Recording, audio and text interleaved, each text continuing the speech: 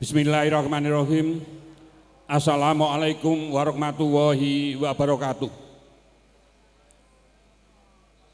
Panjenenganipun sesepuh pinisepuh ingkang kinabekten sagunging para rawuh para lenggah kakung saha putri ingkang ngedhat kirmatan.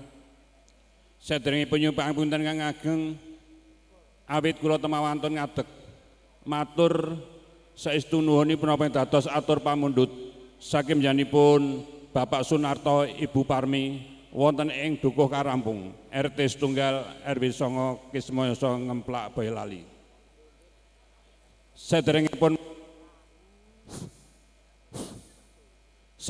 matur ngaturaken menapa dados waswigatos menggah pisuwan kula dalah sak rombongan pinanganten langkung rumiyin monggo sareng-sareng kula dherekaken ngaturaken raos puja pujukur wonten ngasanipun Gusti Maha Agung saestu panjenengan dalah kula wonten ing wedal dalu menika pinaringan kesarasan kawulijengan samujanipun sehingga saged makempal manunggal silaturahim wonten sasana bahagian wonten dalemipun Bapak Budi Rahayu Ibu Eni Sumarsih kanthi wilujeng boten wonten alangan setunggal punapa.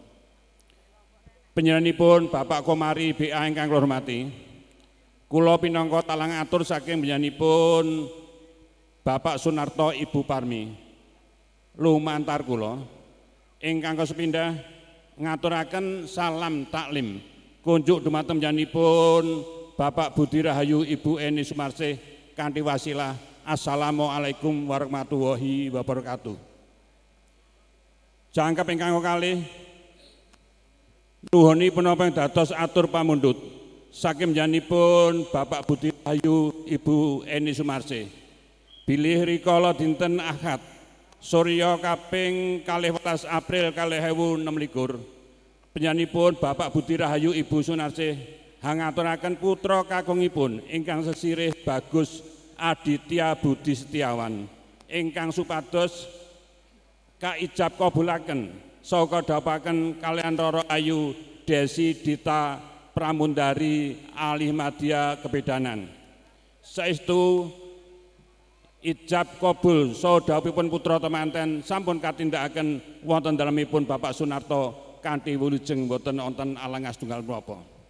Ingkang klajengipun wonten ing wedal dalu menika saestu nuhuni punapa dados atur pamundhutipun bilih putra temanten sekalian kasuwun hanyuwanaken wonten ing dalem mriki saperlu kasuwunaken donga pamuji pangestu dumateng panjenenganipun para rawuh sekalian.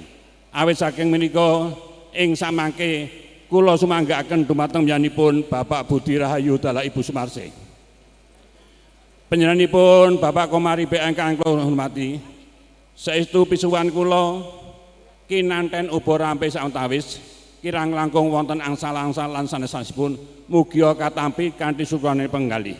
Mbok bilih ing samangke, mbok bilih sampun paripurnanipun bahagian kula dalah sak pangambyong pinanganten mboten sanes nyuwun donga pamuji panjenengan sami kula wangsul dhateng griyanipun piyambak-piyambak mugi tansah kesempatan samudayanipun mboten wonten alangan setunggal punapa. Panjenenganipun Bapak Komari ingkang hormati kanthi matur Bismillahirrahmanirrahim putra temanten sekalian Aditya Budi Setiawan dalah Desi Dita Pramundari Alih Madya kula pasrahaken. Mekaten lan semanten ingkang saged kula aturaken sedaya kekiranganipun anggen kula matur mawantu-wantu nyuwun agunging pangapunten. Mekaten akhirul kalam wassalamualaikum warahmatullahi wabarakatuh.